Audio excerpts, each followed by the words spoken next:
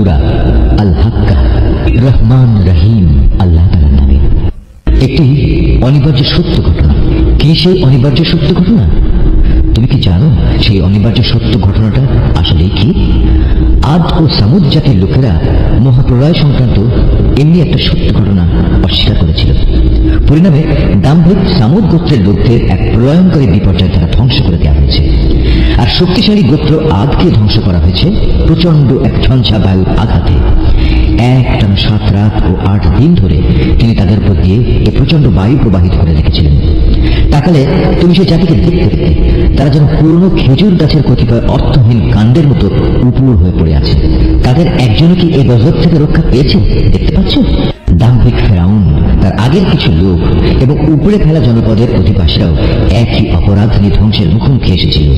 এরা সবাই নিজ নিজ যুগে তাদের মালিকের পক্ষ থেকে যারা রাসূল হয়ে এসেছে তাদের অবাধ্যতা করেছে। ফলে আল্লাহ তাআলা এই বিদ্রোহের জন্য তাদের কঠোরভাবে পাকড়াও করলেন। নবী নূহের সময় যখন পানি তার নির্দিষ্ট সীমা অতিক্রম করল, তখন আমি তোমাদের বাঁচানোর জন্য নৌকায় উঠিয়ে নিয়েছিলাম, যেন তোমাদের জন্য আমি তাকে একটি শিক্ষামূলক ঘটনা বানিয়ে রাখতে পারি। তাছাড়া উৎসাহী কানগুলো যেন এই বিষয়টা পরবর্তী মানুষদের জন্য স্মরণ রাখতে পারে। যখন সিংহায় ফু দেওয়া হবে প্রথমবারের এক প্রচন্ড ফু, আর তখন ভূমণ্ডল ও পাহাড় পর্বত স্বস্থান থেকে উঠিয়ে নেওয়া হবে। অতঃপর উভয়টাকে একেবারেই একটাকে আরেকটার উপর ফেলে চূর্ণ বিচূর্ণ করে লন্ড ভন্ড করে দেওয়া হবে। ঠিক সেদিনই সে মহা ঘটনাটি সংঘটিত হবে। সেদিন আকাশ ফেটে পড়বে, অতঃপর সেদিন তা বিক্ষিপ্ত হয়ে যাবে।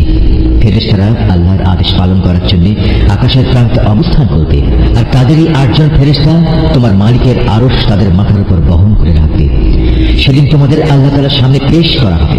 তোমাদের কোনো কিছুই সেদিন গোপন থাকবে না। সেদিন যার আমল নামা তার ডান হাতে দেওয়া হবে, সে খুশিতে লোকজনকে ডেকে বলবে, তোমরা কে কোথায় আছো, এসো এবং আমার আমল নামার পুস্তকটি পড়ে দেখো। হ্যাঁ, আমি জানতাম আমাকে একদিন এমনি হিসাব নিকাশের সামনাসামনি হতে হবে। অতঃপর বেহেশতের উদ্যানে সে চির সুখের জীবন যাপন করবে। উদ্যান হবে আলিশান জান্নাতের মধ্যে। এর ফলমূল তাদের নাগালের মধ্যেই ঝুলতে থাকবে। আল্লাহর পক্ষ থেকে অভিনন্দনপূর্ণ ঘোষণা আসবে, অতীতে যা তোমরা কামাই করে এসেছো তারই পুরস্কার হিসেবে আজ তোমরা প্রাণ ভরে এগুলো খাও এবং তৃপ্তি সহকারে পানীয় গ্রহণ করো। আর সে হতভাগ্য ব্যক্তি যার আমলনামা সেদিন তার বাম হাতে দেওয়া হবে, সে দুঃখ ও অপমানে বলবে, কত ভালো হতো যদি আজ আমাকে কোন রকম আমল নামায় না দেওয়া হতো। আমি যদি আমার হিসাবের খাতাটি নাই জানতাম। হায়, আমার প্রথম মৃত্যু যদি আমার জন্য চূড়ান্ত নিষ্পত্তিকারী বিষয় হতো।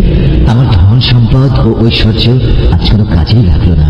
আজ আমার কর্তৃত্ব ক্ষমতা নিঃশেষ হয়ে গেল। এ সময় জাহান্নামের প্রহরীদের প্রতি আদেশ আসবে, যাও তোমরা তাকে পাকড়াও করো, এরপর তার গলায় শেকল পরিয়ে দাও।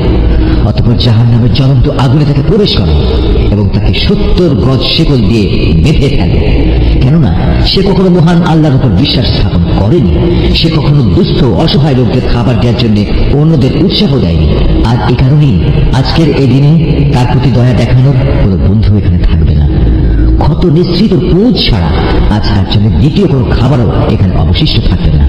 একান্ত অপরাধী ব্যক্তিরা ছাড়া অন্য কেউই আজ তা খাবে না। তোমরা যা কিছু দেখতে পাও আমি তার শপথ করছি, আরো শপথ করছি সেসব বস্তুর যা তোমরা দেখতে পাও না। নিঃসন্দেহে এই কিতাব একজন সম্মানিত রাসূলের বাণিত বাণী। এটা কোনো কবির কাব্য কথা নয়, যদিও তোমরা খুব কমই বিশ্বাস করো।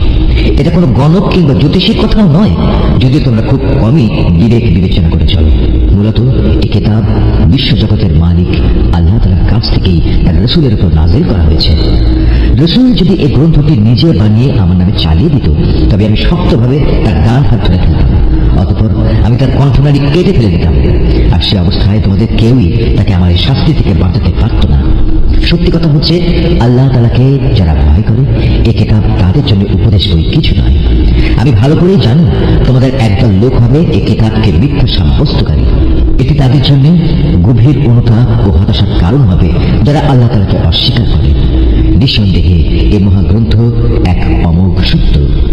অতএব হে নবী, এমনই একটি গ্রন্থের জন্য তুমি তোমার মহান মালিকের নামের পবিত্রতা বর্ণনা